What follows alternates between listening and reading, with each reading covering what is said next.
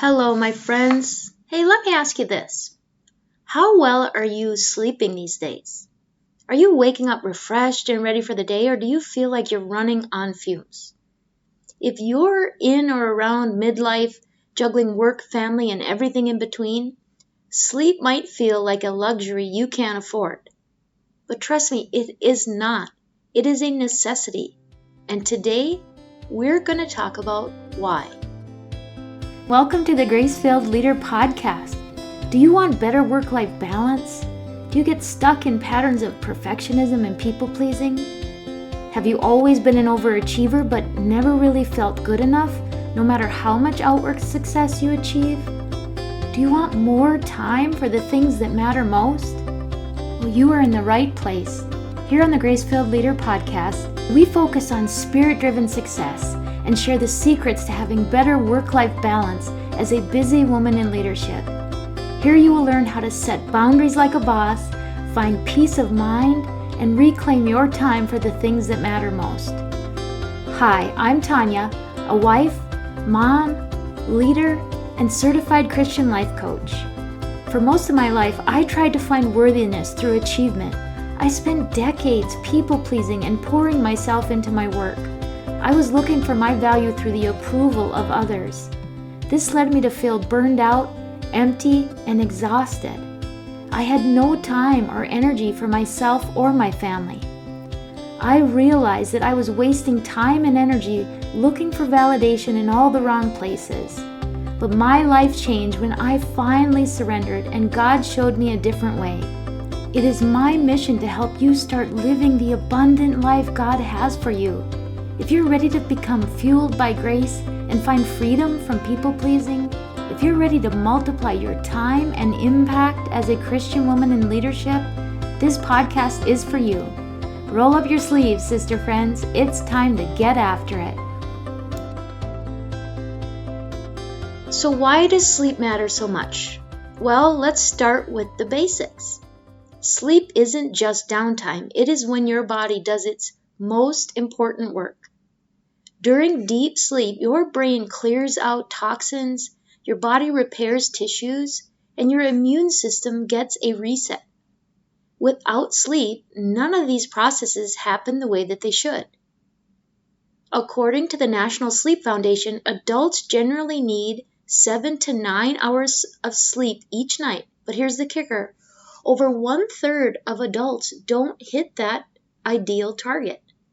And for women, especially those in midlife, the challenges to getting quality sleep, such as hormonal changes, stress, and sometimes even caregiving responsibilities, can make it feel like the deck is stacked against you. When you're not getting adequate sleep, it's not just about feeling tired the next day, although we've all been there, right? The effects run much deeper than that. First of all, you can actually suffer cognitive impairment. Sleep is essential for memory and focus. Research shows that sleep deprivation can impair your ability to concentrate and make decisions. Have you ever found yourself rereading the same sentence over and over? Lack of sleep might be the reason why, or at least part of it. Not getting enough sleep can cause hormonal imbalances. It disrupts hormones like cortisol, which is your stress hormone, which we've talked some about in my previous episodes around intermittent fasting. And it disrupts ghrelin and leptin, which actually regulate hunger. That's why you might find yourself craving carbs and sugar after a bad night's sleep. Not getting enough sleep can cause immune system weakness. Studies show that people who don't get enough sleep are more likely to catch colds and other illnesses than those who do. You probably notice mood changes. Irritability, anxiety, and even depression are linked to chronic sleep deprivation. It also increases your risk of chronic disease. Over time, poor sleep contributes to heart disease, diabetes, obesity, and even Alzheimer's. For women in midlife, sleep becomes even more critical. Hormonal fluctuations during perimenopause and menopause can lead to insomnia, night sweats, and increased wakefulness.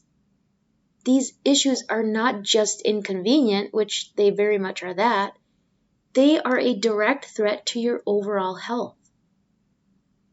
Now, here's where things get really interesting and a bit sobering. Sleep impacts how we age, not just on the outside, but on a cellular level. During deep sleep, your body releases growth hormone, and we've mentioned that a little bit in previous episodes too. Growth hormone is key for repairing skin, muscles, and bones. Poor sleep accelerates cellular aging and can even shorten telomeres, which are the protective caps on the ends of your DNA strands. Ever notice how after a string of sleepless nights, your skin looks kind of dull and you have more fine lines, or at least they seem more pronounced?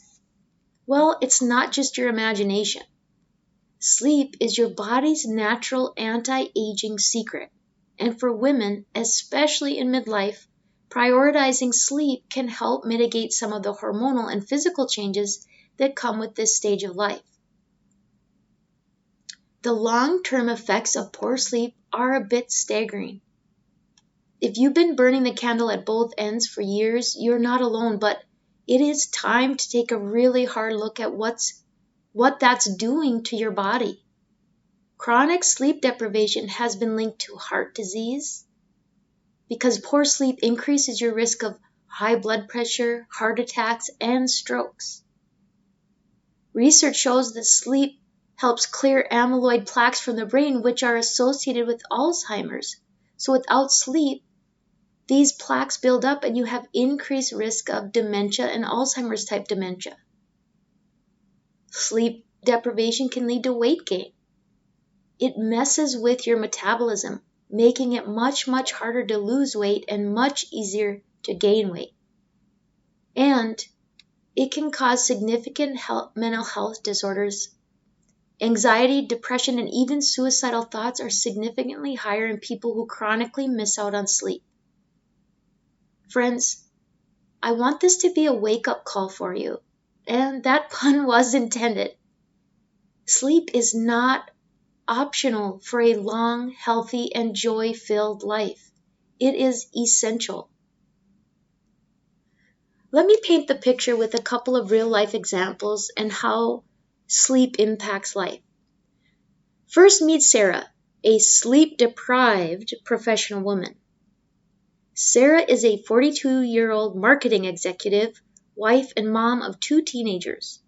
Her days are packed with back-to-back meetings, soccer practice, and trying to squeeze in quality time with her family.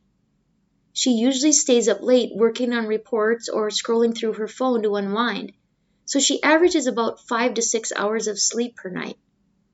Now at first, Sarah thought she was pushing through just fine, but over time, the cracks began to show. She started noticing physical symptoms. Sarah felt constantly fatigued, struggled with weight gain despite eating healthy, and she began experiencing frequent headaches. She became irritable and short-tempered, snapping at her kids and husband over minor things. Her usual optimistic attitude was replaced with anxiety and feelings of overwhelm. At work, Sarah struggled to concentrate. She made more mistakes than usual and found it harder to come up with creative solutions, a skill that she once prided herself on. After months of this pattern, Sarah's doctor diagnosed her with high blood pressure and pre-diabetes, both of which were linked to her poor sleep and stress levels. Sarah's story is all too common among professional women trying to balance the demands of work and family. She realized that by sacrificing sleep to get more done, she was actually sabotaging her health, her relationships, and her productivity. Now, let's meet Jessica, who, in contrast to Sarah, is a relatively well-rested woman who is thriving in her midlife. Jessica is a 45-year-old lawyer who also juggles a demanding career and family life. A few years ago, she was in the same boat as Sarah, burning the candle at both ends and barely sleeping. But after a health scare and some honest reflection, Jessica decided to prioritize her sleep as a form of self-care and stewardship of her body. Now, here's what Jessica's life looks like now. Jessica gets 7 to 8 hours of sleep every night. She wakes up refreshed with more energy to tackle her day. Her consistent sleep has helped her maintain a healthy weight and her skin looks more radiant. She jokes that sleep is her secret anti-aging tool. She's much more calm, much more patient with her kids, even during stressful moments. Jessica credits her improved mood to better sleep, which regulates hormones like cortisol and serotonin. At work, Jessica is sharp, she's focused, and she is creative. She's noticed that tasks that used to feel overwhelming are now manageable, and she's making fewer mistakes. Her supervisor even complimented her on how on point she's been lately. And finally, with better sleep, Jessica has more energy for her morning quiet time with the Lord and is more intentional in her relationships. She feels connected to her purpose and more present in her life. Jessica learned that by setting boundaries around her sleep and saying no to unnecessary demands, she could show up better in every area of her life. Gosh, doesn't this sound like a better picture of living and leading? Guys, the impact of stress and sleep deprivation affects us over time on every level. It affects our gut health, our hormonal health, our mental health, our physical health, everything. It's all interconnected, and ultimately it impacts our ability to live and to lead well. All right, now that I've hopefully convinced you that sleep is your superpower, let's talk about how to get more of it, especially if you're a woman in midlife dealing with things like stress or hot flashes or night sweats. First of all, try creating a sleep sanctuary. Keep your bedroom cool, dark, and quiet. Invest in breathable sheets and blackout curtains, and if noise is an issue, try a white noise machine. Second, establish a wind-down routine. This is in an effort to signal to your brain that it's time to sleep. Now, this might include reading, journaling, or even prayer time. Just avoid screens if possible. Now, this is a hard one for me. I have to say I'm kind of addicted to my iPad to try to go to sleep at night, so I need to try better at this. But blue light interferes with melatonin production. Third, watch what you eat and drink. Try to avoid heavy meals, caffeine, and alcohol in the evening.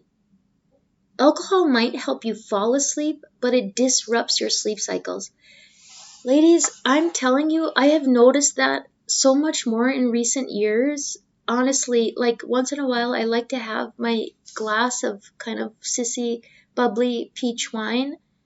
I don't even know if you consider it real wine. It's pretty sweet. But anyway, honestly, even if I have one glass, my sleep pattern is so much more disrupted. Like it says, like I just said, one thinks that you might sleep better, but it might help you fall asleep. But my sleep is so much worse, and I wake up with bags under my eyes, literally, if I have only one glass of wine. So this is true.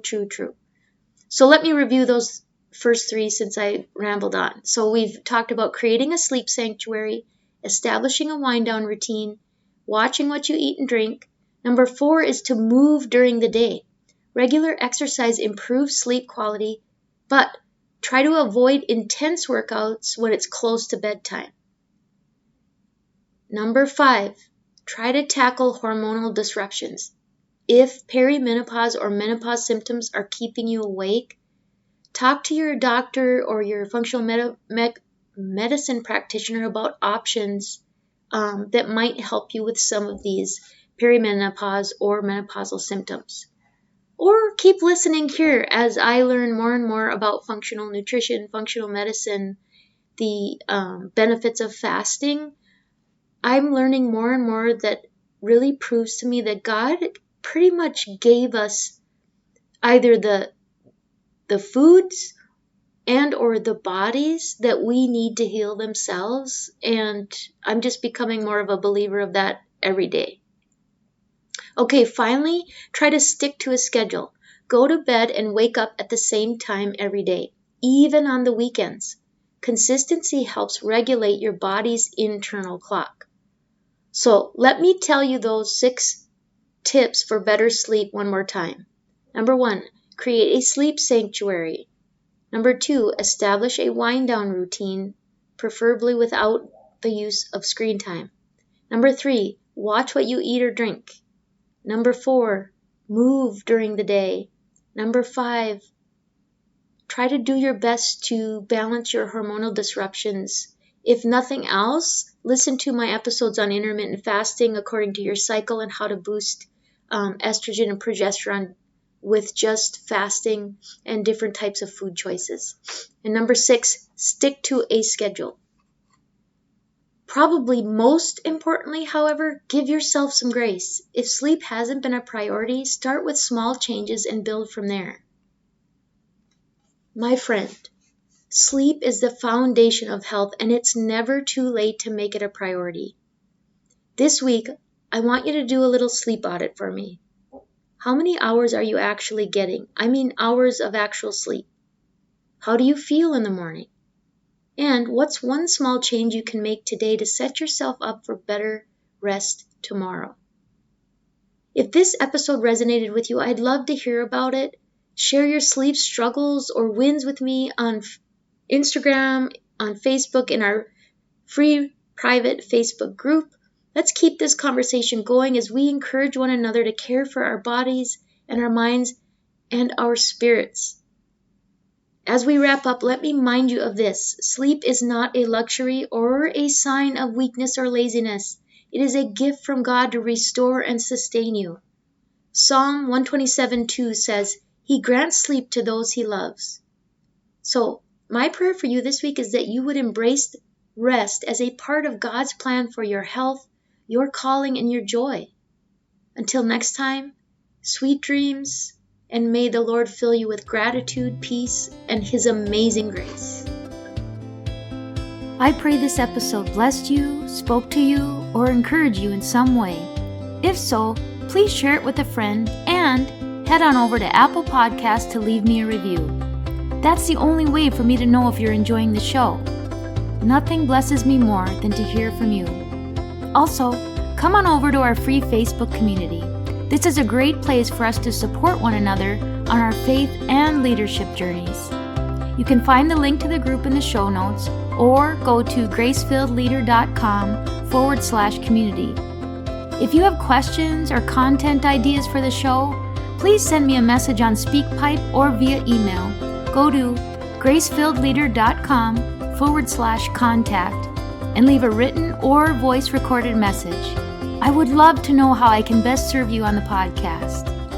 Now to Him who can do immeasurably more than we can ask or imagine, according to His power that is at work within us.